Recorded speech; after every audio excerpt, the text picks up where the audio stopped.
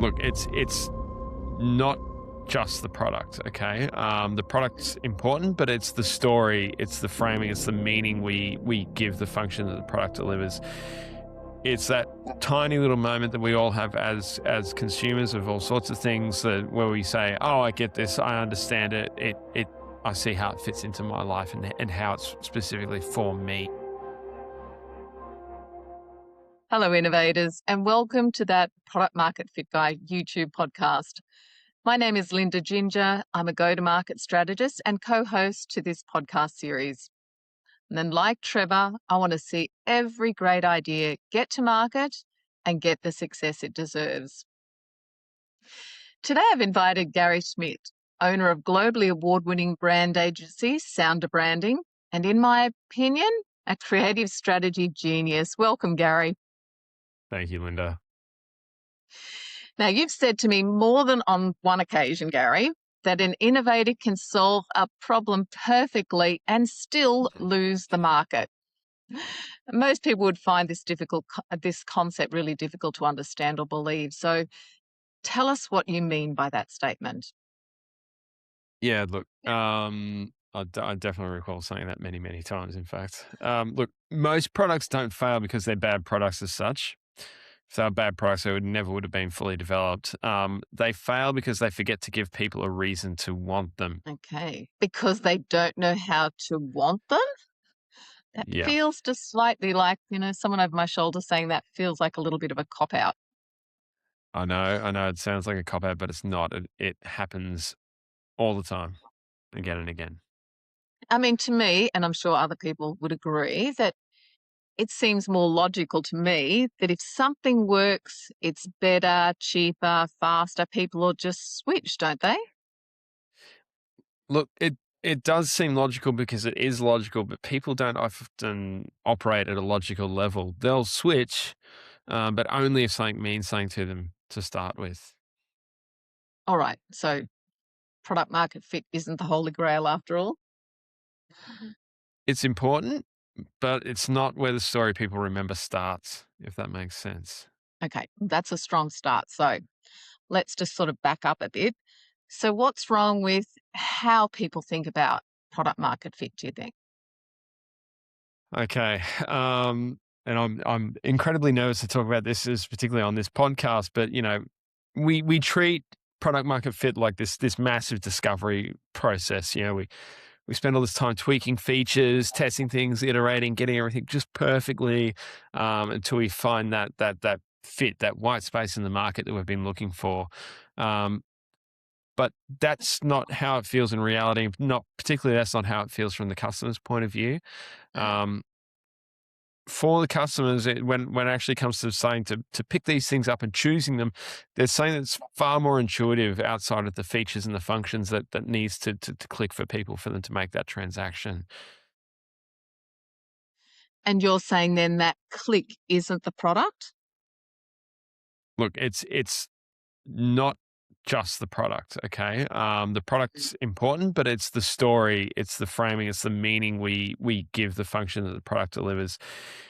It's that tiny little moment that we all have as consumers of all sorts of things where we say, "Oh, I get this, I understand it. I see how it fits into my life and how it's specifically for me." But if a product solves a real problem, people will use it. That's kind of the whole point, isn't it? Yeah, look, that's not untrue. But when we say, real problem, we need to be very careful about the sort of problem we're talking about. Um, People will use something that's functional, but we want to do more than just use it because it's the last option. We want them to seek it out and choose it over all of our competition. And that's a very different conversation. All right. Well, I'm sort of liking that where that's going. So we need to choose it and want it. So hmm define that for me properly. Okay. An easy way to do it is to say that useful, functional is rational. It makes sense. But wanting is built on that emotional state that that's something that almost defies logic.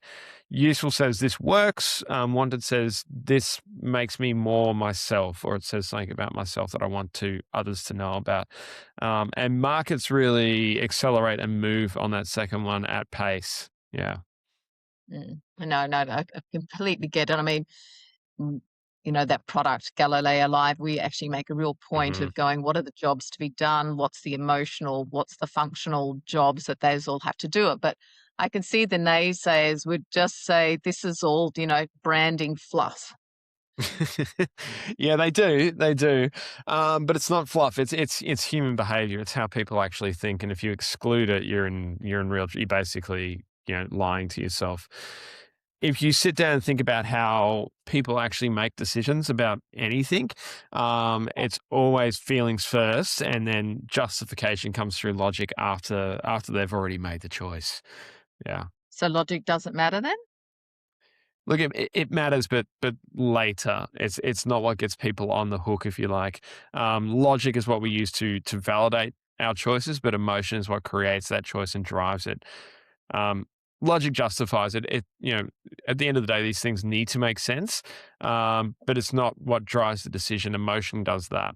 Um, I mean, you just need to think about how many times you've heard somebody say, "Oh, I justified this to myself." They've made some outrageous purchase, not always outrageous, but it's like, "Oh no, I had to get it. I just had to," and then they justify it to themselves later on. And there's some cases where logic plays no part in this, and trends that we see, like Labubu is probably the latest one that really stands out. There's no logic involved in that at all. It's a purely emotional transaction that serves no functional purpose at all. Yeah, now I'm going to say I get it now. So, and I love a good example. So, is there a clean example of that? Because wanted can seem a bit abstract or sort of a nice to have. It can seem like a nice to have, but a really good example of this that we're seeing in the Australian market increasingly is a brand called Liquid Death. Canned water. That's the one. Yeah, exactly. So if you look at that, it's the same function as every other water in the market, but it's not competing on the function. It's not competing on hydration. It's competing on identity and belonging. It doesn't look like other waters. It looks like an energy drink, and it talks like it's a skate brand, sorry, or a punk band. Um, it feels very rebellious. It's anti-corporate. It's pretty much anti everything else that every brand in that space is talking about and standing for. Yeah, I so love it. It's such a great example. And Mm. they didn't change the product; they just changed the meaning. Yeah, exactly. So they created a water brand that resonated with the cultural identity of a whole cohort that were looking to, they wanted to be healthier. They wanted to drink more water, but they couldn't see themselves in that brandscape at all.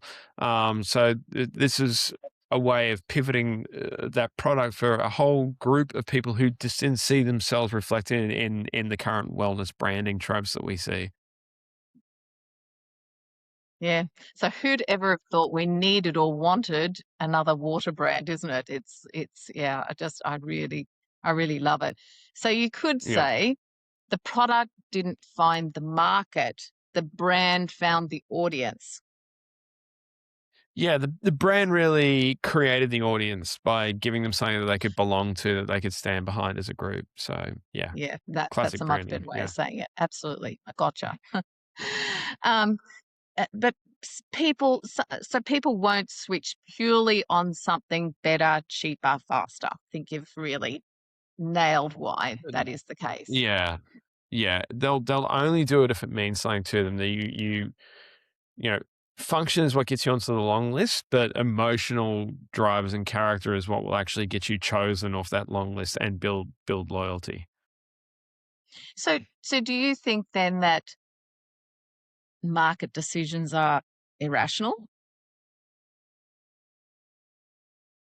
Look, good question. At the risk of setting up sort of moving goalposts, the logic is very contextual. Um, people are constantly asking themselves, what does choosing this say about me? Not consciously, but constantly. It's always in the back of their mind. Mm. So yeah. So your thoughts, Gary, what do you think then generally makes, good products fail? Um, Look, at the end of the day, a lot of the time simply because they're invisible. Not physically, like you can be on the shelf, you can be blocked up against your direct competitors, but socially, cognitively, if I don't understand what category you're in, why you matter to me, or what you signal to me culturally, I'm going to ignore you. And I'm certainly not going to seek you out and do the research for you. It's Mm, never so going to it's not a happen. yeah, so it's not a product problem, it's a recognition problem.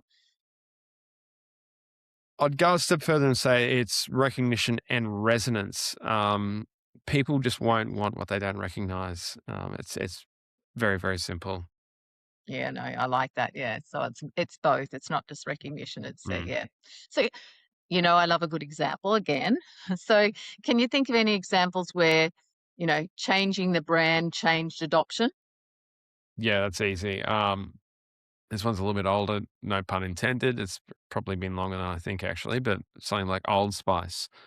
Oh yeah, from your You dad's remember them? deodorant cupboard. Yeah, yeah. So completely repositioned to being this absurd, insanely confident, self-aware brand. It's the same product more or less, but suddenly there was this whole new audience, this new relevancy, and massive growth in sales. It was a complete shift in how they were perceived by the audience, who was pretty much my cohort. Previously we felt that felt like you needed a. It was next to the Blue Stratos and the Brute 33. You almost needed a pension card to pick it up from Chemmart or somebody like that. And the only time you saw it was when your guitar mates were using it to clean their strings. But suddenly it was seen as a viable option. It started out ironically, but it shifted very, very quickly. It's like people liked the product all of a sudden. Yeah, it's such a gutsy move, I've got to say, but it's such a great example too. So they didn't fix the product. Probably nothing wrong with it way back then when it was in our dad's deodorant No. cupboard, but they fixed the perception. Yeah, they made it culturally relevant again to a whole new audience, and that made it legible to that audience. Yeah. So yeah, they could understand how it fit for them all of a sudden. Yeah, still gutsy and a great Mm, example. I love it. Okay, so thank you. Old Spice was about repositioning. Have you got an example for us that shows us about how you'd use this to expand a market? Yeah, that one's actually really easy too. Plant-based milk is the big one we've seen lately. It's a product that's been around for years. It's we're talking about function versus emotion. It's purely functional, does its job really well. It's got this niche audience. It's kind of invisible, tiny bit bland, tiny bit medical. Um, and it was something you had to seek out when that one weird cousin, the pale skin who couldn't, had allergies that had to be addressed. So that's when you'd seek it out. Um, and then, somebody like Oatly comes into that space and completely tips the table on everyone. Yeah, and it's suddenly everywhere. And I've got to say, I'm not the allergy person, but I'm an Oatly person, Gary. Yeah, So be well, hey, careful. me too, me too. Yeah, suddenly it comes in and Oatly comes in and suddenly plant-based milk is everywhere. It's got its own aisle in the supermarket now. Um, and it's because, that one brand was enough to shift the conversation from this idea of a necessity buy, you're buying for function, you're substituting, and it made it about a choice about who you are as a person. They had a fantastic tone of voice. It was very out there. Um, Mm, Brilliant packaging that really stood out against the landscape they were in, and this yeah. fantastic attitude. So suddenly, instead of being a pain purchase or a nuisance purchase, it suddenly felt culturally, it stood out and it made itself desirable in a way that Mm, plant-based milks previously hadn't. yeah. So, it didn't invent the category, did it? They really just unlocked the No. category. Yeah, I love it. Yeah, Great, another it's great it's example. it's thank you. Yeah. So instead of plant-based milk suddenly being a choice that you were being forced to make for whatever reason. They made it desirable, um, and gave people a reason to choose it beyond necessity. And like I said, it gave them helped people build out their identity. I choose to drink this because of the flavor, or it's better for my stomach, whatever it might be. Mm. So, and I love the example. Thanks again. It's fantastic. But I'm just going Pleasure. back to this little naysayer on the back of my shoulder here saying, isn't that just, marketing doing its job? I mean, why call it brand market fit or brand fit? Look, it's really, really simple. It's because this is how you can change behavior at a much larger scale for a much larger Yeah. audience. Marketing the job of marketing really is to get that attention and communicate clearly, but it's that brand fit that really gives marketing something to say that makes it sticky, and creates that momentum where people start sharing it. Yeah. So, yeah, and yeah, and I know you and I agree about this. I mean, you really need the brand Yeah. first to even make marketing work at the end of the day. Mm. So, one is needed. The best efficient marketing needs to have that brand piece so it knows exactly what it's going to communicate, etc. So, but just back to how we got started, what's the difference then between, in your opinion, product market fit and brand market fit? Okay. Um, Look, product market fit's about understanding what the function is, but when the brand fits right, it gives people that story to repeat, to share. It gives them a very convenient, easy way to advocate for the product, and then that's when it starts to become like compound interest. People have something to believe in with that brand fit. Yeah, and I'm sure every innovator would love their idea to be compounding, Gary. So it's Yeah. really good advice. So, if someone's looking to achieve the various things that we've talked about, expanding markets or repositioning, so what should they actually do? Look, if you're not sure if you're not sure if you've got this in place, the chances are you probably don't. So the first thing you should do is actually reach out to a branding specialist. Um, Give when you're you a with call, them, Gary. sure, if you want to, that'd be fantastic. I'm not going to say no. Um, Look, the biggest thing is don't stop at does this actually work? Is it functional? Ask yourself, what reason am I giving somebody to choose this? Does that actually resonate immediately and at a very core level? Can people see themselves in our product? Um, that's the big ones. That's the big ones. Yeah. Yeah, and I love that. That's great. So designed for recognition, not just the performance of it. Correct. Yeah. Performance gets evaluated. Recognition and resonance is what's actually going to get you adopted. That's Mm, when your offer starts to belong. Obviously, if your performance is garbage, you've got a whole different problem. But yeah.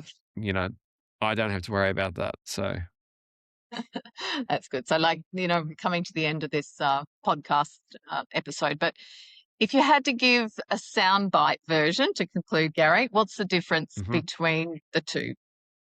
Okay. Um, Product market fit. If you get that right, people will use it because it works. But if you get your brand market fit right, people will choose it because it means something to them. And the sign you've got it with brand market fit? Okay. When people start describing your brand the way you would, that's always the measure we use. When your language or very similar to your internal language starts showing up in the wild and your market starts telling your story for you, you've nailed it. Yeah. So, not just this is good, this is mine. That's it. Yeah. Yeah. That's when adoption stops being a decision and Yeah. starts being about a shared identity or a shared understanding of I belong with these people and with this product. Um, and that's really to get that happening, you do need product market fit and brand market fit to be working together really, really well. Phew, I'm glad we got to the conclusion of this podcast with its name and all, Gary, to go that product Yes. market fit is actually important after all. I mean, maybe we should extend it and go it's product, brand, market fit. Maybe it should be 4 words instead, but I totally know where you're going with this. Yeah, it's actually Yeah, adding that intentional emotional piece that gives permission for people to engage. So absolutely. That's how you're going to drive adoption. yeah, Is that sense of belonging and understanding. Yeah, no, that's fabulous. So Gary, thank you for today. We really, my pleasure. we absolutely value your brand expertise and able to discuss, the importance of that brand market fit and obviously product market fit. Um, Thank you too for the resources. So you've put a few My things pleasure. together for the listeners to download from this episode. So really, yeah, much appreciated there. My pleasure. Really And for simple the checklist. innovators, yeah, that's all right. No, that'd be great. Thank you very much. So, innovators, if you've loved today's content, hit the subscribe button so you don't miss an episode and help us get the word out to other innovators just like you too. And in the meantime, I'll see you on the next episode of that Product Market Fit Guy YouTube podcast.